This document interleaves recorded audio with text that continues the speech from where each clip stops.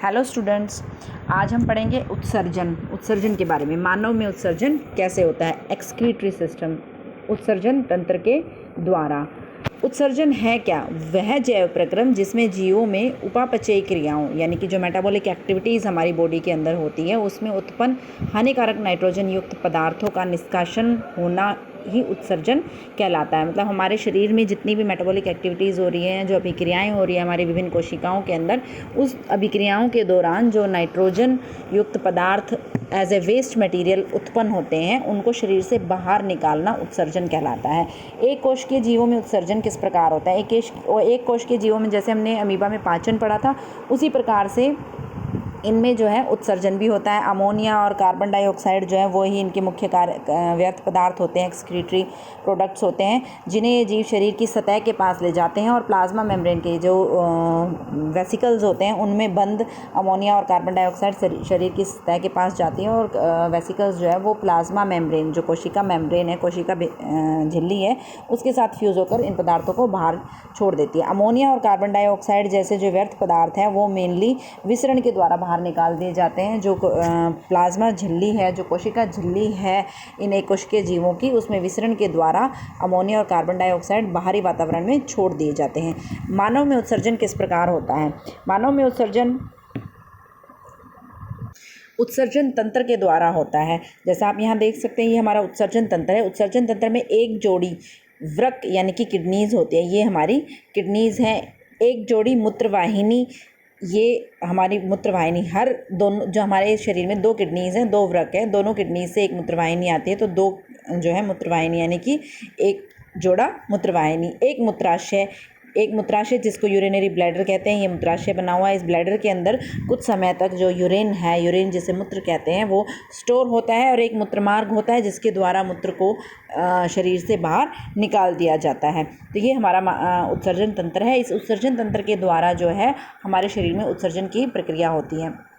किस प्रकार उत्सर्जन होता है? अच्छा, यहाँ पर एक चीज़ और, ये जो किडनीज़ हैं, किडनीज़ के ऊपर ये आप देख रहे हैं, ये अधिवृक्क ग्रंथियाँ, एड्रीनल ग्लैंड्स हैं, ये किडनीज़ के ऊपर पाई जाती हैं, इसलिए इन्हें अधिवृक्क ग्रंथियाँ कहते हैं। वृक्क की संरचनात्मक एवं क्रियात्मक इकाई वृकाणु यानी कि नेफ्रॉन होती है। जो संरचना है पूरी के पूरे वृक्क की, वो इन बहुत सारे लाखों करोड़ों वृकाणुओं से मिलकर के बनी होती है, और इनमें मुख्य कार्य जो मूत्र बनने का है वो भी इन वृकाणु के द्वारा ही होता है, इसलिए इन्हें संरचनात्मक और क्रियात्मक इकाई कहते हैं। वृक्क में मूत्र बनने की बाद मूत्र जो बनता है वृक्क के अंदर, वो मूत्रवाहिनी से होता है, वो मूत्राशय में आता है, कुछ समय वहाँ एकत्रित होता है और उसके बाद मूत्रमार्ग द्वारा शरीर से बाहर निकाल दिया जाता है। वृकाणु में मुख्य भाग कौन कौन से हैं? वृकाणु के अंदर मुख्य भाग होता है आपका केशिका गुच्छ, ग्लोमेरुलस जिसे कहते हैं, बोमन संपुट जिसे बोमन्स कैप्सूल कहते हैं, नलिकाकार भाग होता है जिसमें आपको प्रॉक्सिमल कन्वोल्यूटेड टिब्यूल और डिस्टल कन्वोल्यूटेड टिब्यूल आता है। एक संग्राहक वाहिनी होती है, कलेक्टिंग टिब्यूल जिसको हम बोलते हैं। यहाँ क्या होता है, केशिका गुच्छ जो है आपका, इसमें क्या होता है, पतली भित्तियों वाली रक्त वाहिकाएँ होती है। केशिकाएँ जो इससे पहले हमने पढ़ा था अपना संवहन तंत्र, उसमें मैंने बताया था आपको केशिकाएं क्या होती है। तो केशिकाएं जो है वो पतली भित्ति वाली रक्त वाहिकाएं होती है। ये केशिकाएं बोमन संपुट के अंदर एक गुच्छा सा बनाती है जिसको केशिका गुच्छ कहते हैं हम। और केशिका गुच्छ की क्योंकि पतली भित्तियाँ होती है, इसलिए यहाँ रक्त को इनमें से रक्त जो है छन करके बाहर आता है।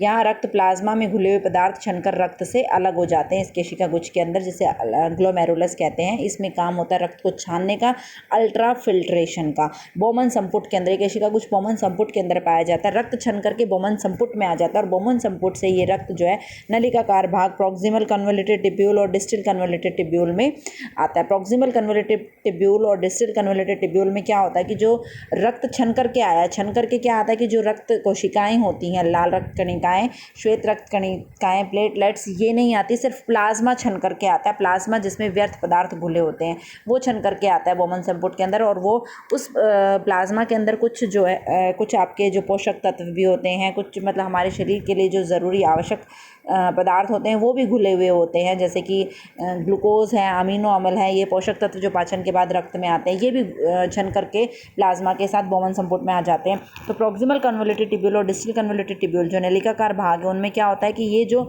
आयंस, खनिज लवण और हम पोषक पदार्थ जो रक्त प्लाज्मा के साथ, व्यर्थ पदार्थ के साथ छन करके बोवन संपुट में आए, उन्हें वापस से रक्त में अवशोषित कर लिया जाए। केशिका गुच्छ से निकलने वाली जो केशिकाएं हैं वो नलिकाकार भाग के चारों ओर एक जाल सा बनाती हैं और उस जाल में वो रक्त बहता है और जो नलिकाकार भाग से जो छना हुआ रक्त यानी कि जो रक्त प्लाज्मा है वो होकर के जब गुजरता है तो उसमें से जो हमारे पोषक पदार्थ हैं, जैसे अमीनो अम्ल है, ग्लूकोज है, हमारे जो हमारे शरीर के लिए आवश्यक आयंस है, जैसे पोटेशियम आयन, सोडियम आयंस, इन सबको वापस से रक्त में अवशोषित कर लिया जाता है। कौन से रक्त में? वो रक्त जो रक्त वाहिकाओं में बह रहा है, जो नलिकाकार भाग के बाहर जाल सा बना रही है। प्रॉक्सिमल कन्वोल्यूटेड टिब्यूल में ज़्यादातर पोषक तत्व जैसे अमीनो अम्ल, ग्लूकोज और सोडियम और पोटेशियम जैसे आयंस, अकार्बनिक पदार्थ जो है वो अवशोषित हो जाते हैं। लूप ऑफ हेनली जो प्रॉक्सिमल कन्वोल्यूटेड टिब्यूल और डिस्टल कन्वोल्यूटेड टिब्यूल है, इनके बीच में जो नलिकाकार भाग है वो काफ़ी पतला होता है, जिसे लूप ऑफ हेनली कहते हैं। इस लूप ऑफ हेनली में मेन काम होता है जल के अवशोषण का। यहाँ जल अवशोषण होता है, काउंटर करंट मैकेनिज्म से जल का अवशोषण होता है। उसके बाद रक्त डिस्टल कन्वोल्यूटेड टिब्यूल में पहुँचता है, यानी कि इसी नलिकाकार भाग के आगे के हिस्से में पहुँचता है।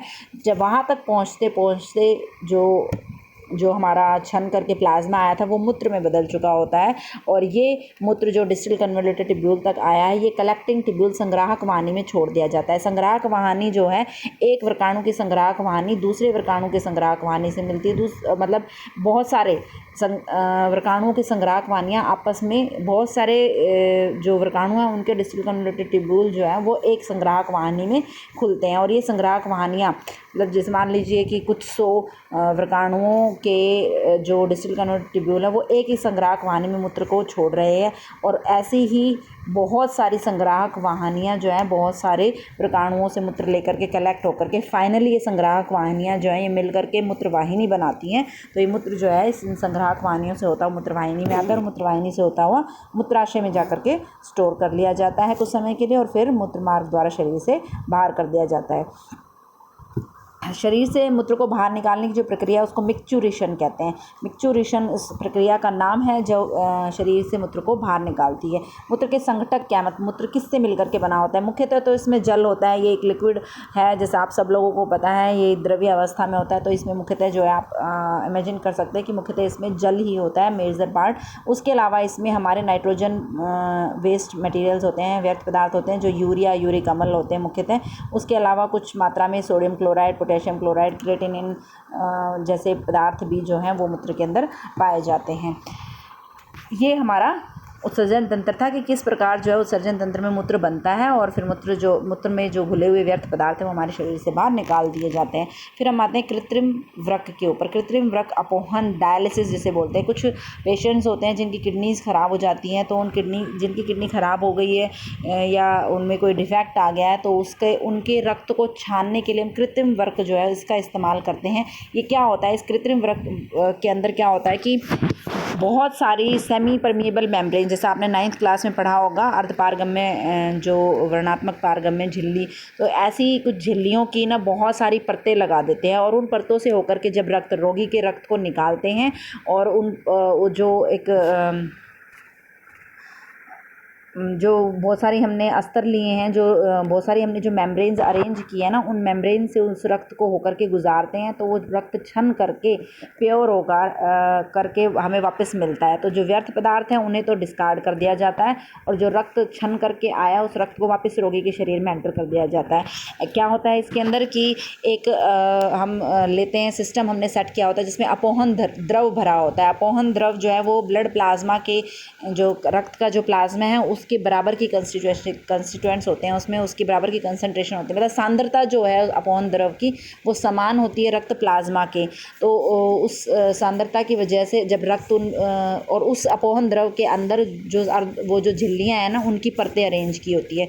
तो जब हम रक्त को उन झिल्लियों से गुजारते हैं तो रक्त में से व्यर्थ पदार्थ छन करके उस अपोहन द्रव में घुल जाते हैं और रक्त जो है उस बिना व्यर्थ पदार्थ निकलने के बाद जो शुद्ध रक्त है वो हमें मिल जाता है और उसको हम वापस से रोगी के शरीर में डाल देते हैं। और जो अपोहन द्रव में घुले हुए व्यर्थ पदार्थ है उसको हम डिस्कार्ड कर देते हैं। जब हम नेक्स्ट टाइम फिर से डायलिसिस करते हैं तो हम नया रक्त अपोहन द्रव लेते हैं जिसकी सांद्रता जो है रक्त प्लाज्मा के समान हो। ठीक है, ये हमारा कृत्रिम रक्त अपोहन डायलिसिस होता है। एक स्वस्थ व्यक्ति में प्रतिदिन लगभग 180 लीटर जो है छानने का काम जो होता है, रक्त को छानने का काम, मतलब लगभग 180 लीटर रक्त को छानता है और लगभग 1.2 लीटर रक्त जो है वो मूत्र जो है वो बनता है। बाकी का सारा जो है वो पुनः अवशोषित हो जाता है, जो रक्त क्षमता है वो पुनः अवशोषित हो जाता है। पौधों में उत्सर्जन किस प्रकार होता है? पादपों में उत्सर्जन की प्रक्रिया जो है वो मुख्यतः थोड़ी सिंपल है जीवों के जो एनिमल्स हैं उनके कंपैरिजन में।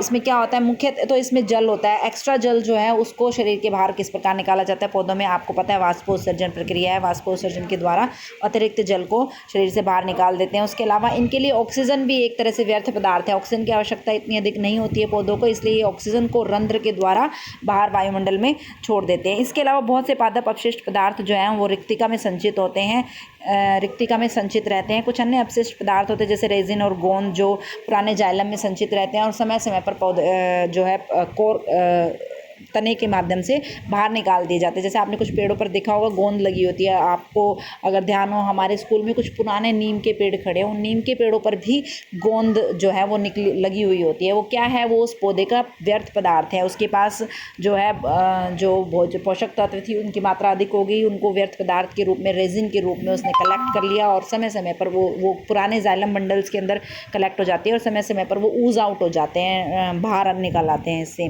पौधे से तने के माध्यम से। तो इनको हम रेजिन या गोंद कहते हैं। पौधों से गिरने वाली मृत पत्तियों में भी अपशिष्ट पदार्थ संचित होते हैं। जो मृत पत्तियां गिरती हैं, मतलब पत्तियां जो अपने आप ही धीरे धीरे पीली पड़ करके और फिर पौधे से टूट करके अलग हो जाती हैं, उन पत्तियों के अंदर भी व्यर्थ पदार्थ होते हैं। तो ये भी एक तरह से व्यर्थ पदार्थ को उत्सर्जित करने का माध्यम है। कुछ अपशिष्ट पदार्थ आसपास की मृदा में भी उत्सर्जित होते रहते हैं। कुछ पौधे जो हैं जड़ों के माध्यम से अपशिष्ट पदार्थों को आसपास की मृदा में भी उत्सर्जित करते रहते हैं। तो इस प्रकार से पौधों में उत्सर्जन होता है। ये था आपका उत्सर्जन, किस प्रकार से जीवों में उत्सर्जन होता है। यहाँ आपका पाठ 6 जो है जैव प्रक्रम वो ख़त्म होता है। आप पूरे पाठ को ध्यान से पढ़ें और आप इसको अपनी नोटबुक में लिखें और सभी जितने भी तंत्र आपको कराए गए हैं उन सभी तंत्रों के चित्र अपनी नोटबुक में ज़रूर बनाएं। जैसे मैंने यहाँ पर बनाए कलर पेंसिल्स का इस्तेमाल करके, ऐसे कलर पेंसिल का इस्तेमाल करके आप चित्र बनाएं। Thank you.